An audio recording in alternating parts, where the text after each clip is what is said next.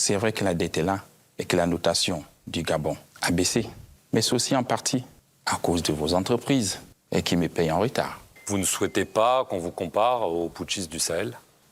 Putschiste, j'ai dit le mot un peu trop fort. Nous allons suivre l'interview du président gabonais Brice Clotaire Oligui Nguema qu'il a accordé à France 24 et à TV5 Monde. Ce sont des interviews exclusives qu'il a fait au Gabon, donc il a déplacé cette télévision et a abordé un certain nombre de questions et de sujets autour du pays, de la présidence, de son acte qu'il a commis en 2023 et qui a vu le régime Bongo quitter du pouvoir. Au-delà de ça, il a allé plus en profondeur sur la manière dont il traite l'ancien président. Et il a fait comprendre un certain nombre de choses et répondu à un certain nombre de questions importantes. Alors, on écoute ça et on se fera un avis si nécessaire quand il abordera certains points. On commence avec la version de France 24. Bonjour et bienvenue sur France 24 et sur Radio France Internationale. Nous sommes à Libreville, au Palais présidentiel. Et notre invité est Brice Clotaire Oligui Nguema, le président de la transition au Gabon. Merci beaucoup, Monsieur le Président, de nous accueillir. Bonjour Marc. Et avec moi pour cette interview, Christophe Boisbouvier de RFI. Monsieur le Président, bonjour. Bonjour Christophe. Il y a 19 mois, à la tête de la garde présidentielle, vous avez renversé Ali Bongo. Vous avez promis aux Gabonais une nouvelle ère. Vous avez promis de remettre le pouvoir aux civils. Or, vous êtes candidat pour la prochaine élection présidentielle qui est prévue le 12 avril. Pourquoi ce revirement ? Qu'est-ce qui vous a poussé à prendre cette décision ? Ali Bongo Ondimba a été renversé, effectivement, le 30 août 2023. Et je l'ai dit dans mon discours à la nation lorsque j'ai prêté serment. Nous allons organiser des élections libres, transparentes et apaisées en vue de rendre le pouvoir aux civils. Je ne suis pas resté figé dans mes bottes de militaire. Et vous parlez français aussi bien que moi. Cette phrase est différente de dire « je ne serai pas candidat ». C'est deux phrases différentes. Bien sûr, oui, bien sûr. Et il a raison. C'est pour ça qu'on dit souvent il faudrait faire attention à ce que les gens disent. Il faut faire attention à ça. Surtout quand on joue avec les langues et qu'on joue avec les mots. Vous voyez, parce que nous, on est très fort pour interpréter en règle générale. On s'est dit que bon, comme il n'est pas civil, comme c'est un militaire, il n'allait pas se présenter. Or, sa phrase était qu'il allait rendre le pouvoir aux civils. Pas qu'il n'allait pas être candidat. Et c'est ça qu'on appelle les jeux de mots là. Il faut insister là-dessus parce que c'est sur les jeux de mots qu'on signe les mauvais contrats. C'est sur les jeux de mots que l'on est en désaccord en règle générale. Donc, il nous apprend une leçon importante. Quand quelqu'un dit quelque chose qui peut porter à confusion, qui a un double sens ou qui a plusieurs sens, demandez-lui de préciser. C'est important. Il faudrait que les mots sortent de sa bouche. Sinon, après, il va dire « je n'ai pas dit ça, je n'ai pas dit ça, je n'ai pas dit ça ». Non, il a donné une très belle leçon. Et dans les premières analyses, on le faisait déjà comprendre. Mais on ne doit pas s'en vouloir. C'est normal, c'est humain de penser tout de suite là comme ça que quand un militaire dit qu'il va rendre le pouvoir aux civils, il ne s'inclut pas dedans. C'est naturel. C'est un peu comme si vous êtes avec des gens, la fenêtre est ouverte, vous dites « oh, il fait froid ». Quelqu'un se lève, va fermer la fenêtre et puis vous dites qu'il a mal compris, que tu étais contenté de dire qu'il faisait froid. Mais non, ça avait une intention derrière. Donc, c'est important de demander des précisions. Surtout dans ce genre de cas où ça peut être très sensible, où vous savez qu'on peut jouer sur les ambiguïtés pour dire que non, c'est pas ce que je voulais dire, voici plutôt ce que je voulais dire, etc., etc. Très important. Même dans les contrats, très important d'avoir des précisions entre parenthèses sur ce genre de notions. Dès qu'un truc porte à confusion. J'ai laissé l'ouverture au peuple. Le jour où le peuple a besoin de moi et qui m'appelle, je répondrai, comme ce fut le cas aujourd'hui, en respectant les règles de droit. J'ai renoncé à mon statut de militaire, je concours en tant que civil. Et pour preuve, vous ne m'avez pas appelé général, vous avez dit Brice Clotaire Oligui Nguema. C'est dire que le titre de général a disparu. Je suis un civil, tout comme les autres. Avant de continuer, abonnez-vous parce que c'est gratuit. Objectif 200 000 abonnés. Parmi vous, est-ce qu'il y a des fans de football ou d'autres sports? Nous avons créé une nouvelle chaîne YouTube appelée Yvan Prime. Vous aurez des vidéos autour du sport, analyse, histoire, review de matchs et un tas d'autres choses. Une première vidéo donne déjà un avis impopulaire mais qu'il faut quand même écouter sur la légende du football Messi. Le lien est en description. Aussi, certaines vidéos de la chaîne sont doublées en anglais. Je parle du même genre de doublage que sur les chaînes comme MrBeast ou encore Kevin Tran. Donc, vous pouvez partager ces vidéos à vos contacts qui parlent anglais. Pour reconnaître les vidéos doublées, vous verrez sur le titre la mention doublage en anglais, écrit comme ceci. Ensuite, vous allez dans les paramètres, piste audio et vous choisissez la langue. Nous sommes en train de fournir un effort considérable pour doubler toutes les vidéos de la chaîne en anglais. Ça va prendre un peu de temps. Merci pour le soutien. Revenons au sujet. Alors, votre premier bilan Monsieur le Président, puisque voilà 19 mois que vous êtes au pouvoir. Il y a des avis partagés, c'est vrai, il y a des choses qui vont mieux, les frais de scolarité sont pris en charge, les pensions de retraités sont à nouveau versées, mais 40% des jeunes sont au chômage, la dette atteint 70% du PIB, les coupures d'électricité se multiplient, notamment ici, à Libreville. Est-ce que ces difficultés de la vie quotidienne ne risquent pas de ternir ce bilan? Les difficultés de la vie quotidienne, nous les avons héritées du système déchu. Et aujourd'hui, nous faisons des efforts. Le chômage, comme vous l'avez dit, il a baissé de 12% parce que nous avons mis le pays en chantier. Effectivement, la dette, elle est là, elle existe. Ce n'est pas moi qui ai créé cette dette. Je l'ai héritée. C'est le passif. Et en tant que chef, il faut assumer le passif des autres. C'est aussi ça, la responsabilité d'un chef d'État. Ce serait même intéressant qu'il ne paye pas la dette là, que les Gabonais ne payent pas la dette là. Au-delà du fait qu'il a hérité, comme il le dit, ce qui n'est pas totalement faux, il a littéralement hérité de cette dette. C'est une dette qui est même injuste envers les pays africains. Parce que si le Gabon demande aux Occidentaux de rembourser tout ce qu'ils ont volé au Gabon, ils ne pourraient pas. Oui, elle est là, mais nous arrivons à nous en sortir. Pour preuve, j'ai payé l'AFD, j'ai payé l'échéance de la Banque mondiale, le FMI, je ne dois pas. J'ai payé la BAD, j'ai payé la BIRN, j'ai payé Aflexim Bank. J'ai vais aux élections où j'ai réglé mes échéances. C'est vrai que la dette est là et que la notation du Gabon a baissé, mais c'est aussi en partie à cause de vos entreprises et qui me payent en retard. Comment voulez-vous que je sois à l'heure de mes échéances quand mes dividendes et mes impôts, mes revenus sont payés en retard?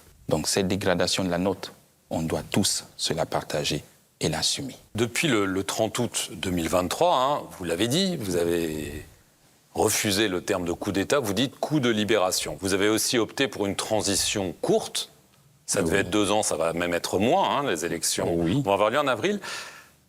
C'est quand même très différent de ce qui se passe au Sahel.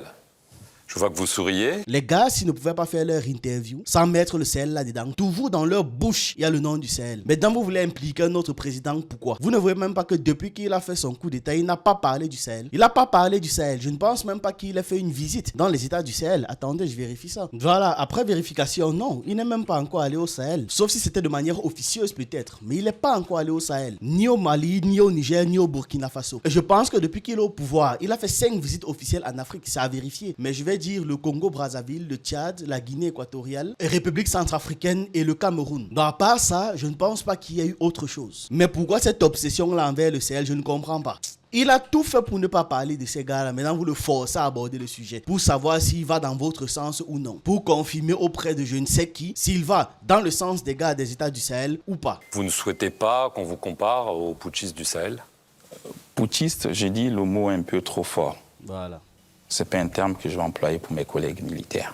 Ce n'est pas la peine, à chaque fois, de jeter la pierre sur les autres. J'aime déjà sa réponse, c'est-à-dire, il y va doucement. Il y va très doucement. Il n'est pas obligé d'impliquer les autres dans ses affaires. Je vous dis, ce sont mes frères d'armes. Nous ne sommes pas dans la rupture avec les grandes puissances. Pour preuve, les Français au Gabon, les autres, personne n'a été inquiété. Alors justement, dans les 3 pays de l'Alliance des États du Sahel qui ont connu eux aussi un putsch, les militaires français ont été expulsés et la France est maintenant accusée de tous les maux et notamment de néocolonialisme. Est-ce que vous n'êtes pas tenté, vous aussi, Monsieur le Président, de suivre ce chemin qui pourrait plaire peut-être à une partie de votre opinion? Vous voyez comment est-ce que les journalistes jouent le rôle d'espion, n'est-ce pas? C'est-à-dire, la question cachée derrière, c'est est-ce que à France 24 et RFI, vous confirmez que vous êtes des nôtres? Est-ce que à France 24 et RFI, vous confirmez que vous êtes toujours avec nous? Est-ce que à France 24 et sur RFI, vous déclarez clairement vos positions? Et ce message donne un écho à l'international. Parce qu'une fois que quelqu'un aura sa réponse, peu importe ce qui va suivre, une fois que quelqu'un aura sa réponse, il saura comment considérer le nouveau régime du Gabon. Même eux, ces espions qui marchent avec des cartes de journalistes, eux-mêmes sauront par la suite comment est-ce qu'ils vont diriger l'interview, comment est-ce qu'ils vont orienter les choses, quel est le rapport qu'ils vont ramener. C'est-à-dire que les gars arrivent là pour pouvoir jauger la tendance. Absolument pas. Pour pouvoir faire une interview classique et puis voilà. Non, ce sont des espions. Comme me raconte racontent ce que l'on veut. Je suis sûr que ce sont des espions, des agents de la DGSE sous couvert du statut de journaliste. D'ailleurs, vous allez vous rendre compte d'un truc. À chaque fois qu'il faut interviewer les présidents africains, ce sont toujours ces deux gars-là que l'on envoie. Vous verrez que ces têtes-là reviennent très souvent, trop souvent même. Est-ce que vous pensez que c'est une coïncidence? Les gars arrivent jauger la température. Alors pourquoi est-ce qu'ils le font? Étant donné qu'ils sont en train de passer de la transition militaire à la transition civile au Gabon, vu qu'il sera maintenant adoubé en tant que civil, ils n'auront plus la pression qu'ils pouvaient mettre s'il était resté militaire. Donc pour eux, c'est le moment ou jamais de vérifier que, ok, est-ce que ce gars ne va pas nous trahir ou il sera avec nous? Vous voyez un peu la subtilité du truc? Puisque s'il restait au pouvoir en tant que militaire, il y aurait eu des moyens de faire pression, il y aurait eu des moyens de pondre des articles à tout va, expliquer à quel point ce qu'il fait c'est mal, le pouvoir d'être un civil et patati et patata. Maintenant, il va passer au civil, donc il aura pleinement les pouvoirs et très peu d'angles de critique. Très peu d'angles de critique. C'est pour ça que voilà, on est au dernier virage, on est en fin avril, les élections au Gabon c'est dans à peine quelques jours, c'est le moment parfait. Donc on envoie les espions tâter le terrain et se rassurer des alliances. Je vous ai dit, je suis inclusif. Je ne suis aucun chemin. Et aucun pays au monde ne s'est construit sans des alliés, sans des pays amis. Je travaille avec tout le monde. Je suivrai le chemin que me guide mon peuple. Je n'ai pas un chemin de rupture avec tout le monde. Non. Et avec la France? Avec la France, nous entretenons de bonnes relations. Vous voyez qu'il finit même de donner sa réponse. Mais le journaliste précise quand même. Et avec la France, parce que là, jusque-là, on veut des précisions. Comme il a dit au début, on parle français. On parle français. Et il a suivi le conseil que je lui donnais en début. Il veut la précision. Oui, ok, j'ai compris ce que tu as dit là. Tu travailles avec tout le monde. Tu es inclusif avec tout le monde. Mais avec la France particulièrement. Pour ne pas que tu dises après que j'ai dit tout le monde, je n'ai pas dit n'importe qui. Il va commencer à dire ouais mais j'ai dit tout le monde s'il respecte ceci cela. Non, le gars a donc précisé et avec la France particulièrement pour éviter les ambiguïtés. Et ce sont ces ambiguïtés que nous aussi on doit apprendre à éviter quand on discute avec une personne qui a un discours qui va un peu dans tous les sens. Et ce sont ces ambiguïtés que nous aussi on doit éviter quand on a des discussions sérieuses. Et avec la France? Avec la France, nous entretenons de bonnes relations. Vous le savez, vous l'avez vu, des relations d'État à État. J'ai été invité en France à 4 reprises. Une visite officielle avec le président Macron, un tête-à-tête à l'Élysée. C'est des relations d'hommes d'État. 4 reprises, c'est beaucoup, hein? Mine de rien, en moins de 2 ans, 4 visites officielles en France, c'est énorme. C'est énorme. Qu'est-ce qu'il planifiait? Je ne pense pas que la réponse va nous plaire. Alors, personnellement, je pourrais interpréter ces visites sous plusieurs angles. Déjà, il y a la perpétuation de la dépendance néocoloniale. Le Gabon est une ancienne colonie française, vous le savez. Et elle est restée sous forte influence de la France, notamment à travers tout le vaste réseau France-Afrique. Ce n'est donc pas à exclure que ces visites pourraient indiquer que, malgré le coup d'État contre Ali Bongo en 2023, la France conserve une main mise sur le pouvoir gabonais, même si ce n'est pas aussi présent qu'avant. C'est un peu comme la même chose avec leurs affaires de militaires là, c'est-à-dire invisible mais toujours présent. Donc même si ce n'est plus aussi visible qu'avant, ça veut dire que quelque part quand même c'est toujours présent. Et c'est en fait ça qui m'inquiète. Donc au-delà de ça, ça pourrait signifier que le nouveau régime cherche à rassurer Paris sur la continuité de ses intérêts, donc des intérêts de la France en Afrique, particulièrement le bois, le pétrole et toutes les industries stratégiques qu'il y a là-bas. En plus, le président l'a dit, qu'il y a même certaines entreprises françaises qui ne les payent pas à temps. Résultat, eux-mêmes, ils n'arrivent pas à bien organiser les choses de leur côté. Ensuite, je pourrais parler de la nécessité diplomatique pour éviter des représailles en réalité. C'est-à-dire qu'après le renversement d'Ali Bongo, la France, qui entretenait des relations privilégiées avec le régime des Bongo, aurait pu voir d'une mauvaise œil la transition. Parce que certes, la population n'était pas du tout en accord avec ce qui se passait, mais la France avait ses intérêts, donc il soutenait le régime. Oligui Nguema aurait donc pu multiplier ses visites pour pouvoir éviter des sanctions économiques ou alors une tentative de déstabilisation politique qui aurait été orchestrée par les forces françaises qui sont d'ailleurs sur le territoire gabonais. Ensuite, on peut parler de la tentative de repositionnement stratégique. Je n'ai pas aussi exclu. Oligui Nguema peut chercher à maintenir un équilibre entre une autonomie relative et une relation cordiale avec la France pour éviter l'isolement diplomatique. Isolement un peu comme ce qui est arrivé au pays de l'AES. La France pourrait jouer de son influence en Afrique centrale pour pouvoir isoler et sanctionner le Gabon comme on l'a vu avec le Mali, le Niger et le Burkina Faso. Donc, on l'a vu, on le constate, étant donné qu'il donne les interviews à France 24 et à TV5 Monde, Oligui Nguema a gardé ses relations avec la France. Ça veut dire que quelque part, le Gabon reste dans la ligne de la France-Afrique. Et j'ai été invité aux Jeux Olympiques, j'ai été invité au sommet de la francophonie, j'ai été invité à l'ouverture de Notre-Dame de Paris.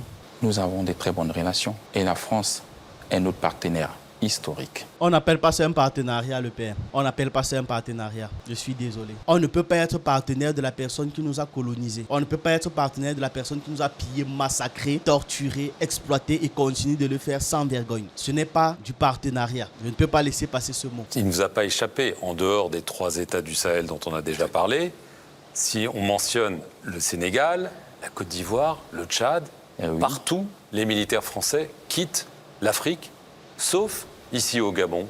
Pourquoi cette exception gabonaise? Et est-ce que vous pensez aussi qu'il faut que les militaires français partent à terme? C'est vous qui le pensez. Je vous pose la question. Les Français sont la bienvenue ici. Les Russes, peut-être demain, s'ils veulent venir, seront peut-être aussi la bienvenue. Je vous ai dit, je suis inclusif, je ne chasse personne. Les Chinois sont la bienvenue ici, ils font des affaires ici. Toutes les communautés sont la bienvenue ici. Donc, je ne fais pas de distinction. Oui, mais là, on ne s'agit pas vraiment de la communauté ou du business. Là, on est en train de parler d'une preuve d'ingérence. Est-ce que vous pensez que les militaires gabonais peuvent être en France avec les treillis gabonais, avec les armes gabonaises et comme ça avoir des camps, des équipements, etc., etc. Non. Donc, à ce niveau, je ne sais pas bien comment vous expliquer ça, mais je comprends l'esprit ici. C'est-à-dire que même envers les gardes en face, il a maintenu une certaine ambiguïté. L'espion qui se fait passer pour un journaliste français explique globalement que, ok, est-ce que vous allez faire dégager les militaires? Et il dit, les Français sont les bienvenus. Une fois de plus, il joue avec les mots. Les Français sont les bienvenus, tout comme les Russes peuvent être les bienvenus, sachant que les deux là sont en conflit. Tout comme les Chinois peuvent être les bienvenus pour faire de l'économie, etc. Une manière de faire comprendre que votre place n'est pas assurée et qu'il ne se limite pas. Et il a été clair là-dessus aussi. Et il n'est pas à exclure que ce soit aussi un moyen de pouvoir avoir la sympathie du public. Parce qu'on sait aujourd'hui que quand on laisse une certaine ouverture, un partenariat avec la Chine ou encore la Russie, on entrevoit quelque part des options de sortie du régime néocolonial. Donc, ça peut aussi être une question, une perche tendue qui lui permet de dire que voilà, ok, je suis avec le peuple et le peuple veut qu'on travaille avec X ou Y acteurs pour pouvoir sortir de la situation dans laquelle nous sommes. Ce n'est pas aussi à ignorer. Pour ce qui est de la base française, nous avons mis en place une commission mixte entre la France et le Gabon pour essayer de trouver des meilleurs accords. Et on est parvenu à ce que le camp de Gaulle ne soit plus appelé camp de Gaulle. Nous allons trouver un nom gabonais pour rebaptiser le camp de Gaulle. Vous avez une idée? Peut-être un général, pourquoi pas Boulingui, ils sont plusieurs. Une fois de plus, ça entre dans le plan de la France. Être moins visible, mais toujours présent. C'est un peu comme en Côte d'Ivoire, où le camp a été juste renommé, mais c'est toujours les soldats français qui dirigent. L'esthétique n'est pas le problème, c'est le fond le problème. Qu'est-ce que des soldats français font au Gabon? C'est ça en fait le cœur du problème. Et non pas l'esthétique de savoir que comment est-ce que ça s'appelle. Et nous sommes tombés d'accord sur la réduction des effectifs. Nous allons quitter les 300 effectifs fantassins pour 150 effectifs instructeurs, partagés entre la moitié des Français et l'autre moitié des Gabonais. Le camp ne sera plus un poste opérationnel avancé, mais un pôle de formation sous-régionale. À l'intérieur, il y aura 2 écoles, l'école d'administration et l'école de protection de l'environnement. Je pense que c'est le meilleur équilibre. Il n'y aura plus des blindés, des chars français ici à Libreville, mais il y aura des instructeurs. C'est le meilleur équilibre que nous avons trouvé ensemble. Nous ne sommes pas dans la rupture. Aucun pays au monde ne s'est développé seul. En tout cas, il a le mérite d'être très clair. Ils ne sont pas dans la rupture. Alors, vous avez parlé d'Ali Bongo. Aujourd'hui, il n'est ni poursuivi, ni maltraité, visiblement. Son épouse, Sylvia, son fils, Nourdine, par contre... Visiblement, comment? Tu les as vus? Ça n'aurait pas été mieux pour jouer le jeu jusqu'au bout de poser la question. C'est-à-dire, calmement demander, est-ce que Ali Bongo est torturé, etc. Le gars dit visiblement, ah, peut-être qu'il les a vus, on ne sait jamais. Contre, eux sont en son épouse, Sylvia, son fils, Nourdine, par contre, eux sont en prison depuis 18 mois, poursuivis pour des malversations financières. Un de leurs avocats affirme qu'ils sont détenus illégalement, mais même torturés. Il y a une plainte qui a été déposée en France. Un juge enquête sur ces faits, parce qu'ils, je le rappelle, ils ont aussi la nationalité française. Votre réaction?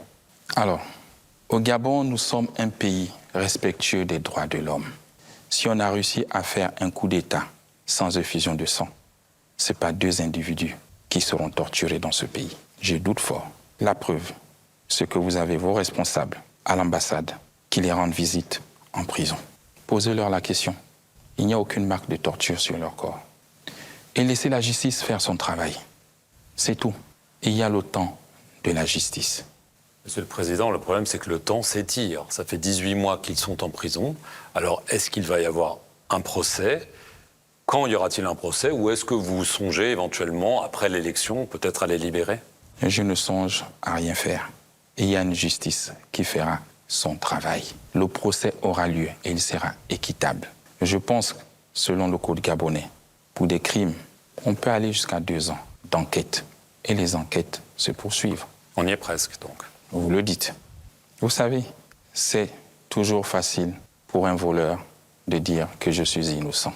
Il y a des preuves dans le dossier chez le juge d'instruction. Laissez la justice faire son travail. Dans leur cas de figure, à eux deux là, ils ne sont absolument pas innocents. Tout comme leur père d'ailleurs. Mais pourquoi les uns y sont et il y a d'autres qui n'y sont pas? Et je dis, laissez la justice faire son travail. Est-ce que vous avez des éléments concrets qui prouvent que Mme Bongo signait des documents officiels à la place de son mari? Et je dis, les juges ont des preuves. Qu'est-ce que vous n'arrivez pas à comprendre? Et vous avez des preuves de ce que... Posez la question à Ali Bongo Ondimba. Pardon? Après son AVC. Posez la question à Ali Bongo Ondimba. Et je le sais pour l'avoir vu. Après son AVC, je m'excuse. Son bras, il est paralysé. Et je l'ai vu. Il ne signait aucun document. Mais cela ne prouve pas. Mais dans ce cas de figure, qui est censé signer les documents à la place du président? Alors, je viens de vérifier. On explique qu'en cas d'empêchement temporaire du président de la République, c'est-à-dire maladie ou absence prolongée, la Constitution gabonaise prévoit des mécanismes de suppléance du pouvoir exécutif. Donc, la première personne capable de signer des documents en son absence est le vice-président de la République. Selon l'article 14 de la Constitution gabonaise, le vice-président peut assurer l'intérim dans certaines fonctions, mais il ne peut pas exercer tous les pouvoirs du président, notamment la signature de décrets ou encore des lois. Mais depuis la prise de fonction de Oligui Nguema en 2023, en août 2023, le poste ou la fonction de vice-président n'existe plus. Mais avant ça, Ali Bongo avait cette option-là. Ensuite, nous avons le premier ministre, chef du gouvernement, qui peut être amené à signer certains actes administratifs en l'absence du président, mais il n'a pas le pouvoir de substitution totale, un peu comme le vice-président. Après lui, toujours dans la succession de hiérarchie, on a le ministre d'État et le secrétaire général de la présidence. Puis le président du Conseil des ministres et en cas d'incapacité prolongée. Donc, si le président au Gabon ne peut plus exercer ses fonctions pour une longue durée parce qu'il a une maladie grave, par exemple, ou parce qu'il est tout simplement décédé, c'est le président de la Cour constitutionnelle qui déclare maintenant la vacance du pouvoir. Et dans ce cas, c'est le président du Sénat qui va assurer l'intérim et organiser une nouvelle élection présidentielle sous un délai de 60 jours. Donc, clairement, pour faire comprendre que ni sa femme ni son fils, sauf s'ils occupaient un des postes que j'ai listé là, ne devait signer quoi que ce soit au nom du président. Mais bon, ils l'ont fait. Mais cela ne prouve pas que son épouse signait à sa place, Monsieur le Président. C'est comment même avec le type ci? Il est en train de défendre sa collègue espionne. C'est quoi? Et je vous ai dit, la justice a des preuves. Après chaque conseil des ministres, les paraffaires étaient transférés à son domicile. Donc vous comprenez, qui signait à son domicile? Son épouse. C'est vous qui le dites. C'est vous qui le suggérez. Non, non. C'est la justice et qui le sait. Parce qu'il y a l'une des preuves qu'ils ont. C'est un cachet. Et merci. Alors, beaucoup de caciques de l'Ancien Régime, on vient de parler des 2 personnes poursuivies, peu sont poursuivis d'ailleurs, mais beaucoup se sont ralliés à votre candidature. L'ancien parti au pouvoir, symbole de l'ère Bongo, le PDG, va aussi se rallier à vous. Alors, qu'est-ce que vous répondez à ceux qui disent que finalement, vous ne faites que perpétrer le système qui était en place, qu'en somme, vous faites du Bongo sans Bongo? J'ai vos élections, j'ai mis une plateforme en place. Les bâtisseurs, tout comme le président Macron l'avait fait, la République en marche. Je n'ai pas de parti politique. Il a de qui s'est inspiré. Bravo là-bas. On connaît qui sont ces modèles. Dans Macron l'avait fait, la République en marche. Je n'ai pas de parti politique. Je n'ai pas d'association. Parce que je ne veux pas être tenu par un parti politique ou par une quelconque association. Je veux être élu par le peuple gabonais. Je veux être porté par le peuple gabonais, pas par un groupe ou un clan. Alors pour cette présidentielle, il y a 8 candidats, mais les règles sont tellement restrictives qu'en dehors de l'ancien Premier ministre Alain Claude Billy Binzé, aucun poids lourd ne peut se présenter contre vous. Du coup, on se demande si vous n'avez pas sciemment exclu le professeur Albert Ondos, qui est le vrai vainqueur d'août 2023, Pierre Claver Maganga Moussavou et le syndicaliste Jean-Rémy Yama, parce qu'ils pouvaient peut-être vous battre ou au moins vous forcer à un deuxième tour. Donc, sérieusement le challenger. Alors, c'est à ce moment, c'est qu'ils doivent quand même jouer le jeu de journaliste, vous voyez. Et venir essayer de le pousser un peu, voir ce qu'il va répondre. Alors, au-delà de 70 ans, on ne peut plus être candidat. C'est le choix des Gabonais. Ce n'est pas mon choix. Je n'exclus personne. Avez-vous vu un général qui a peur de quelqu'un? Quelqu'un qui fait un coup de la libération et qui va avoir peur d'un Ondosa, de Maganga Moussavou ou de quelqu'un d'autre? C'est de la manipulation politique. D'un ancien général, Monsieur le Président. Un ancien général, vous avez beaucoup insisté dessus en début d'interview. Donc, est-ce qu'une fois déchu de votre statut de général, vous devez encore vous présenter comme étant un général? Il ne faut pas jouer avec les mots. Qu'on respecte pour une fois ce que les Gabonais veulent et ce que la Constitution a demandé ou exigé. Pour le cas de celui que vous avez aussi évoqué, Jean-Rémy Yama, l'inclusivité ne veut pas dire le non-respect des procédures. Ce pays doit changer et il va changer. En France, on ne respecte pas les lois. Dites-moi. On essaye. Les candidats ne respectent pas les lois aux élections présidentielles. Ils ne fournissent pas des dossiers. Et pourquoi voulez-vous que c'est en Afrique qu'on doit tout le temps accepter ces erreurs que nous voulons changer? Merci, Monsieur le Président, de nous avoir reçus ici, à Libreville. On passe à la seconde interview. Monsieur le Président, bonjour. Bonjour Madame Nidia.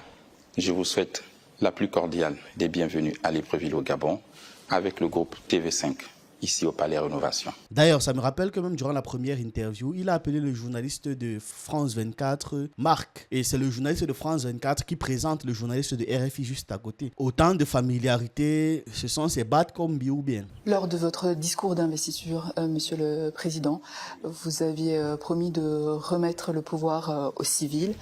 N'avez-vous pas l'impression de trahir la confiance des Gabonais et votre parole du militaire? Je n'ai trahi aucune confiance et je suis un homme de parole. C'est un civil aujourd'hui qui se présente devant vous. Et cette élection, il n'y a que des civils qui vont concourir à cette élection. Je n'ai trahi aucune parole. Grâce à la mise en disposition. Oui. C'est ce qui est écrit dans la nouvelle Constitution. Oui, et ça a été fait avec les règles de l'art. Est-ce que ce n'est pas une pirouette? Ce n'est pas une pirouette. Excellente question de la journaliste. Est-ce que ce n'est pas une pirouette? Parce que oui, effectivement, si on suit la logique, il n'a pas trahi sa parole. C'est un fait. Mais est-ce que ce n'est pas une pirouette, justement, pour pouvoir le faire tout en disant qu'il ne l'a pas fait? Est-ce que ce n'est pas une pirouette? Ce n'est pas une pirouette. Ça a toujours existé. Le président Fomar Bongo Ndimba, il a été militaire avant d'être président. Et on a eu beaucoup de militaires qui ont appartenu au gouvernement. Je peux vous les citer. En parlant de nouvelle constitution, elle limite désormais le nombre de mandats présidentiels à 2, mais supprime aussi le poste de Premier ministre. Certains évoquent là une hyper-présidence. Que leur répondez-vous? L'hyper-présidence, je ne le pense pas. Les Gabonais sont allés au dialogue national et ils ont choisi le régime présidentiel. Dans ce régime présidentiel, il y a un vice-président du gouvernement qui assure la coordination du gouvernement. Je ne vois pas l'hyper-présidentialité. De plus. Un vice-président ou un premier ministre. Bref, je peux me tromper. Il maîtrise quand même son sujet. Les pouvoirs sont équilibrés dans ce régime. Moi, aujourd'hui, pour certains postes, à l'avenir, si je gagnais, bien sûr, les postes régaliens de souveraineté. Mais oui, bien sûr. On va faire comme s'il y a un doute sur sa victoire. Je n'y crois pas trop. Je suis certain qu'il va gagner. Vraiment, je pourrais parier là-dessus. Moi, aujourd'hui, pour certains postes, à l'avenir, si je gagnais, bien sûr, les postes régaliens de souveraineté, le président doit s'adresser à l'Assemblée nationale pour pouvoir faire passer une nomination. Où est l'hyper-présidentialité? Laissez les mauvaises langues parler et nous faisons le droit et la démocratie. Sur le plan économique, vous avez lancé de nombreux chantiers, des routes notamment, mais le Gabon connaît d'autres difficultés majeures depuis l'ère Bongo, en matière d'éducation, de santé, les délestages qui continuent. Comment comptez-vous faire dans ces domaines-là?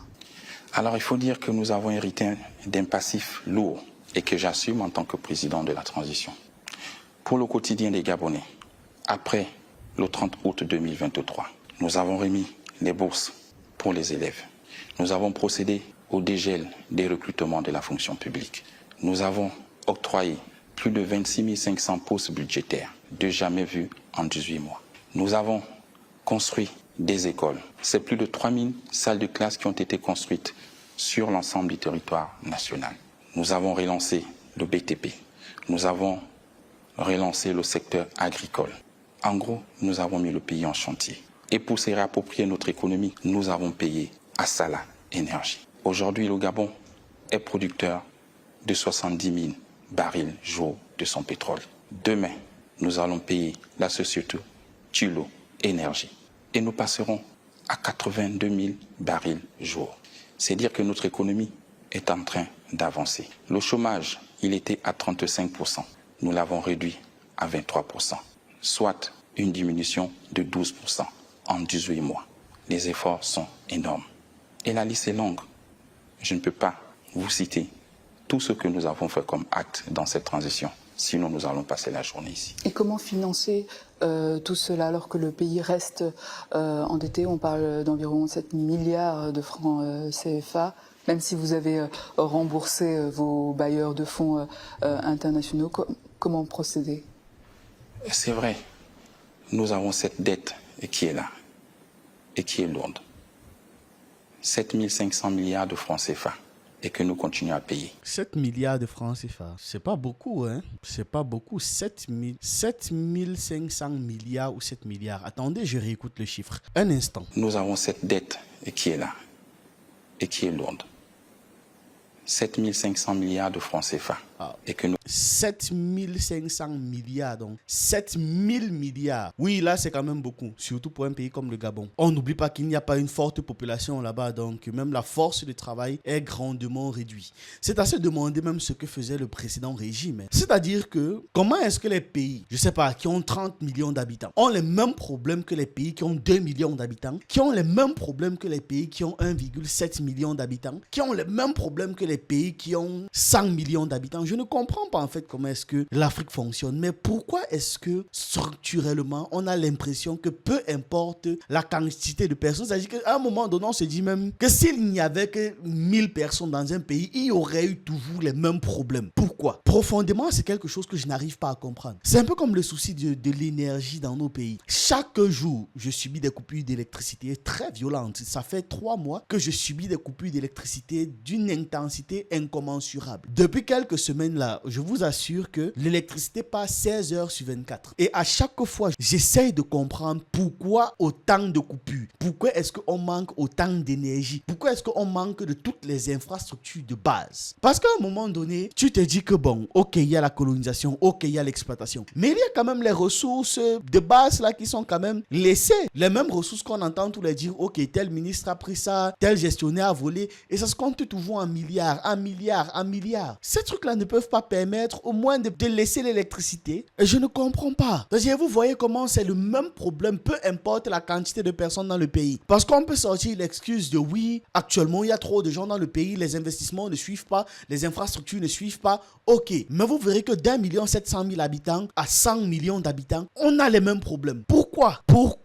Parce que au-delà de l'héritage colonial, c'est-à-dire les modèles économiques extractifs où on fait seulement sortir nos matières premières là, la dépendance au franc CFA qui est une monnaie contrôlée par d'autres, la présence d'entreprises françaises dominantes qui évidemment suivent le calendrier de la France et non pas ceux des pays africains, en dehors des élites corrompues ou des États faibles, toujours issus des régimes post-coloniaux où il y a des détournements massifs à un niveau, c'est même plus que indécent déjà, et un État qui est beaucoup trop souvent inefficace. Les problèmes structurels dans le milieu de l'énergie, c'est-à-dire que malgré la richesse en tout, pétrole, gaz, uranium, l'accès à l'électricité reste limité parce qu'on manque d'investissement, malgré le fait qu'on dépende des entreprises étrangères, parce que tout ce que je liste, ce sont les problèmes que l'on a et qui nous empêchent d'être pertinents. La mauvaise gouvernance. Vous avez toujours écouté l'intervention du président où il appelait l'entreprise qui se charge de l'électricité et de l'eau dans le pays pour faire des réformes et une restructuration globale, puisque lui-même ne comprenait pas Comment est-ce qu'on peut avoir autant de coupures, autant de vols, autant de X, Y et Z?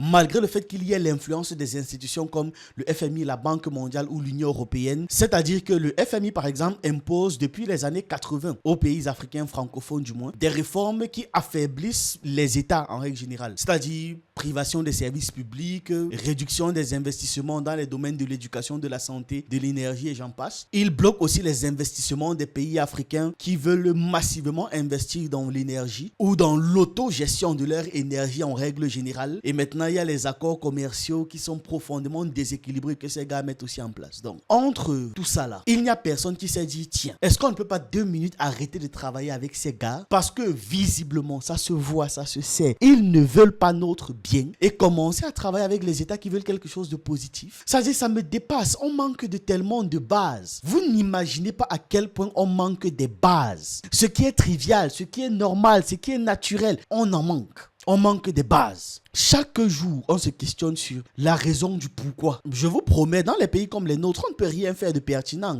On ne peut rien faire de pertinent. Puisque pour toute action que vous devez mener, vous devez bâtir l'ensemble de l'infrastructure qui puisse maintenir cette action en place. Si vous voulez faire dans un domaine, vous devez tout créer qui puisse permettre l'existence de ce domaine. Vous dire à quel point on manque des bases. Parce que tout le monde parle de l'entrepreneuriat en Afrique, l'entrepreneuriat en Afrique, l'entrepreneuriat en Afrique. Quel espace pour entreprendre? Quel espace? Quelle infrastructure? Les entrepreneurs sont là pour améliorer ce qui existe déjà. Chez nous, ça n'existe même pas. Et il faut voir au niveau de la concurrence. C'est interdit même à la limite. Parce que si au moins il y avait la concurrence de toutes ces entreprises qui s'occupent de nous, là, vous allez voir qu'à un moment donné, chacun allait se mettre un peu au pas. Violent. On vit une violence indescriptible. 7 500 milliards de francs CFA et que nous continuons à payer. Nous avons l'eurobond qui était à 290 milliards de francs CFA qui devait être soldé en juin 2025. Et je l'ai soldé à temps, avant juin. Comment financer tout cela? Nous avons réorganisé nos finances publiques. Nous avons remis l'unicité des caisses au niveau du Trésor. Nous avons mis en place la journée comptable du Trésor. Nous allons vers la digitalisation. Tout ça, ça nous crée des recettes. Et surtout, nous luttons contre la corruption. Effectivement, la digitalisation crée des recettes. La digitalisation facilite même le suivi de l'argent. À partir de là, vous comprenez pourquoi est-ce qu'il y a des personnes qui ont des intérêts à ce que la digitalisation ne se fasse pas. Les recettes qui étaient mal distribuées hier, aujourd'hui, elles sont mieux rémunérées. Et je viens de vous le dire, nous avons payé à Sala Énergie. Et c'est des rembourser dividendes en plus tous les fonds, pour le pétrole. Tous les fonds, les bailleurs de fonds internationaux également. Oui, pour les bailleurs de fonds internationaux également, je suis à jour. Est-ce que la fin de l'aide américaine au développement a eu un impact sur le Gabon? Je ne le pense pas. L'aide américaine dans notre budget représente moins de 1,5%. Donc ça n'a pas d'impact sur notre budget. C'était juste un argent comme ça que les gars se partageaient entre eux avant.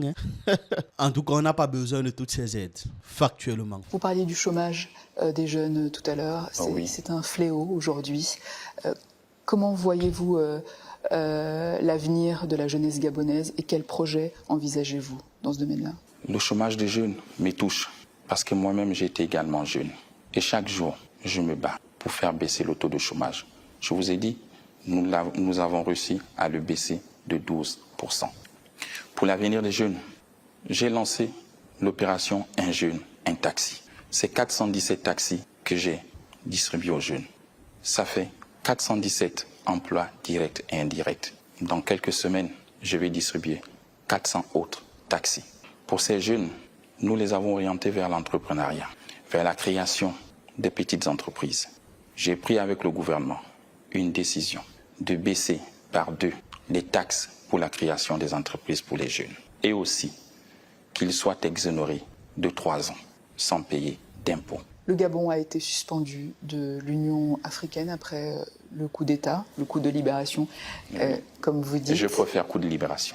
Où en sont les discussions en matière de réintégration? Ça, je ne savais pas. Pourquoi? Donc, si je comprends bien, nous avons le Gabon qui a été suspendu de l'Union africaine en août 2023, c'est-à-dire immédiatement après le coup d'État militaire, ça je l'apprends, je suis choqué. Ce genre de décision est généralement prise par le Conseil de paix et de sécurité de l'Union africaine. Et ils ont probablement jugé que ce renversement violait les principes de l'organisation. D'accord. Ça veut dire que la politique de l'Union africaine, bon ça on le sait déjà sur les coups d'État, c'est que tout pays où un coup d'État a lieu est automatiquement suspendu des activités de l'organisation. Ça on le sait, n'est-ce pas? Et le Gabon, comme il y a un coup d'État, a été sanctionné. Mais maintenant le problème c'est quoi? C'est que cette organisation est hypocrite. Elle est très hypocrite. Il ne sanctionne pas les coups d'État constitutionnels, mais sanctionne les coups d'État militaires. Qu'est-ce qui est le plus insidieux entre les deux? Qu'est-ce qui entraîne le plus de violence entre les deux? Un coup d'État militaire, de par même le mot, les gens sont plus sur leur garde en train de surveiller. Est-ce qu'ils ne vont pas sortir tirer sur la population? C'est un fait que l'on ne se mente pas. Donc forcément, les coups d'État militaires font plus peur. Mais ça ne veut pas dire que les coups d'État militaires sont pires ou moins pires que les coups d'État constitutionnels. Parce que dans les coups d'État constitutionnels, les violences se poursuivent. Les violences même vont en grandissant. Parce qu'il y a de plus en plus de contestations et de plus en plus de personnes qui se font violenter. L'Union africaine est tellement hypocrite sur ces questions. C'est pour ça que je dis que cette organisation n'a rien d'africaine. Peut-être juste le nom. Et dans toute cette hypocrisie, il y a même les coups d'État militaires qui ne sont pas sanctionnés par l'Union africaine. Au Tchad, par exemple, c'est pas arrivé. On est d'accord que Mahamat Idriss Déby, qui est l'actuel président, a pris le pouvoir après la mort de son père en 2021. C'est un militaire. Pourquoi est-ce que l'on n'a pas parlé de suspension du Tchad? En tout cas, même si tu sors de l'Union africaine, globalement, tu ne perds pas grand-chose. C'est pas une organisation qui a le poids ou qui peut te mettre un certain nombre de pressions sur les politiques extérieures des pays africains. On doit même tous sortir de là, qu'ils comprennent qu'il est seul dans son film. Il faut des véritables institutions pour nous, pas des choses que les pays étrangers manipulent à tout va, instrumentalisent comme il n'est pas permis. J'ai reçu l'ancien président de la commission, Moussa Faki, ici à Libreville, avec toute sa délégation. J'ai reçu également le Conseil paix et sécurité une semaine après, ici à Libreville. Les discussions vont dans le bon sens. Notre transition est appréciée du monde entier et je compte en faire un modèle. Je pense qu'elle sera même enseignée à la Sorbonne ou à l'École des guerres de Paris. De ces échanges, nous nous sommes convenus pour un retour à l'ordre constitutionnel. Le Gabon va réintégrer l'Union africaine après l'élection présidentielle. Okay. Et pour leur bonne foi, ils nous envoient les observateurs pour cette élection. En quelques mots, qu'est-ce qui vous différencie d'Omar Bongo ou de Ali Bongo? Pourquoi les Gabonais devraient voter pour vous le 12 avril prochain? Ce qui me différencie d'Ali Bongo, c'est que je suis militaire. Lui, il ne l'a pas été. Je suis pragmatique. Je suis un homme d'action. Je ne suis pas un homme de plateau télévision. Je travaille pour ce pays. Et parce que j'aime ce pays. C'est cet amour que Ali Bongo Ondimba n'a pas montré aux Gabonais.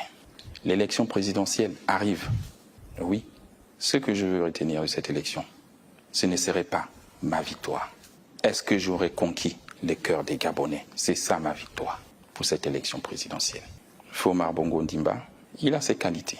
C'était un grand homme, un grand président. Et j'ai été son aide de camp pendant 8 ans. Et j'ai appris beaucoup. J'ai dit j'ai appris. Et j'ai appris du pouvoir. Et j'ai appris aussi de la République française. Et j'ai appris aussi de votre pouvoir. Et quel serait votre premier acte en tant que président de la République gabonaise si vous êtes élu? Mon premier acte en tant que président de la République gabonaise, si je suis élu, c'est de continuer à rendre la dignité au peuple gabonais. Ils l'attendent, ils ont espoir. Et nous allons ensemble changer ce pays parce que j'y crois et j'ai la conviction. Pour quelqu'un qui dit ne pas être un homme de plateau télé, il sait répondre dans les plateaux télé. Parce que ça, techniquement, c'est pas une réponse. Est-ce qu'on rend la dignité à un peuple par décret? C'est un ensemble d'actions. Donc, manière de dire, vraiment, c'est pas une action que je compte faire. Je compte lancer tout un mouvement d'action comme ça et puis les Gabonais seront plus dignes par ça. J'assume mes actes, même si les autres ne les assument pas. Je l'ai dit que je n'ai pas d'adversaire. Mon adversaire, c'est le manque d'eau dans le robinet. Mon adversaire, c'est le manque d'électricité. Mon adversaire, c'est le chômage des jeunes. Mon adversaire, c'est le manque de soins dans nos hôpitaux. Et ça me fait mal. Et je vais lutter pour ça. Monsieur le Président, merci. C'est moi qui vous remercie d'être venu à Libreville, au Gabon. Voilà, c'était tout pour ces interviews. Il y a beaucoup de questions qui ont été répétées, donc certainement je vais faire couper ça au montage. C'est mieux pour une certaine fluidité. Sinon, en dehors de ça, j'espère que vous en avez un peu plus appris dans cette vidéo. Et la seule chose qu'il nous reste à faire concernant le Gabon, c'est d'observer les choses. Est-ce que ça va se passer comme il l'a dit? On l'espère sur certains points et on n'espère pas sur d'autres points. Parce que j'avoue qu'il y a quand même des zones où je croise les doigts pour qu'il ne respecte pas sa parole. Vous n'imaginez même pas à quel point. En tout cas, c'était tout pour cette vidéo. Dites-moi ce que vous en pensez en commentaire et on se retrouve une prochaine fois.